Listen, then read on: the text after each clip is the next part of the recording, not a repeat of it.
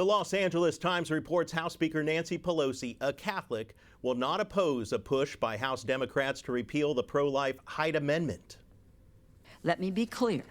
We will fight to remove the Hyde Amendment to ensure that women... The push by House Democrats is part of the Democratic Party's 2020 platform. The long-standing Hyde Amendment prevents taxpayer funding for abortions.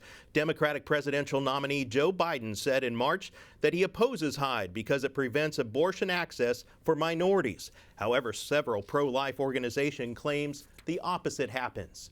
Joining me now by Skype to talk more about the push to repeal the Hyde Amendment is Mallory Quigley, Vice President of Communications for the pro-life Susan B. Anthony list. Mallory, welcome back.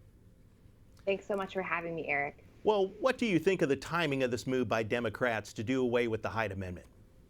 I think that it's an incredibly reckless and disrespectful push to be urging taxpayer funding of abortion for women in the Medicaid system who we know are disproportionately women of color, and to say that we want to provide abortion for you and your children rather than common sense, compassionate health care.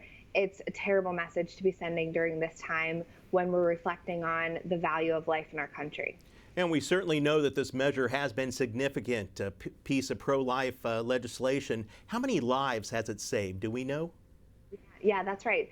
Research done through our education arm, the Charlotte Lozier Institute, found that more than 2.4 million lives have been saved by the Hyde Amendment. That's babies whose mothers were in the Medicaid system who had their first birthday instead of an abortion. And this is an incredibly significant number. More than 2.4 million people walking the earth spared by the Hyde Amendment thanks to this common sense and what used to be bipartisan and is still very popular, especially among rank and file Democrats, policy. Right. We've heard from opponents like Democratic presidential candidate Joe Biden say that the Hyde Amendment is discriminatory in nature and that it adversely affects women of color. What's your response to that? Good afternoon. Yeah, my response is just that this is it's discriminatory to push abortion on women of color.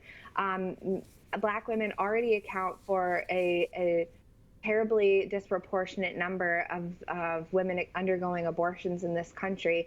And what more racist eugenicist message could you be sending to women of color that you'd rather pay for them to have an abortion, an elective abortion, than to take care of them and their families? And this is something that the pro-life movement has been doing for decades, is reaching out to women in distress, in facing unexpected pregnancies, and providing resources through the pregnancy center movement across the country, men and women who are helping people that are facing unplanned pregnancies and providing them all sorts of material resources, as well as spiritual and common sense support. And we've seen Joe Biden reverse his position on the Hyde Amendment, supporting it for decades, and then in this election cycle coming out against it. What do you think? Yeah. Why at this time now is he coming out against it?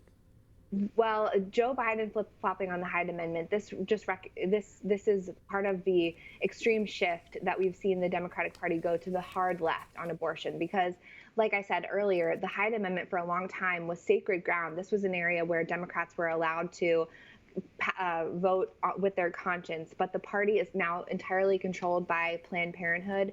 Joe Biden reversing his position cemented his pro-abortion policies, and of course choosing someone like Senator Harris to be his vice presidential running mate, who she's opposed not only the Hyde Amendment, but a common sense ban on abortion after 5 months, protections for babies born alive. The Democratic Party, unfortunately, is wholly owned subsidiary of Planned Parenthood and the abortion lobby. And Hillary Clinton was the first national candidate to champion taking away the Hyde Amendment in 2016. That was a big point of contrast between her and then candidate Trump. And it was a big reason why I think we saw pro-life voters and people who just don't want their taxpayer dollars going to fund abortion, they chose Donald Trump. So this is also a political vulnerability for Joe Biden. Well, Mallory, thank you so much for joining us. Mallory Quigley, Vice President of Communications of the Susan B. Anthony list. Thank you. Thank you.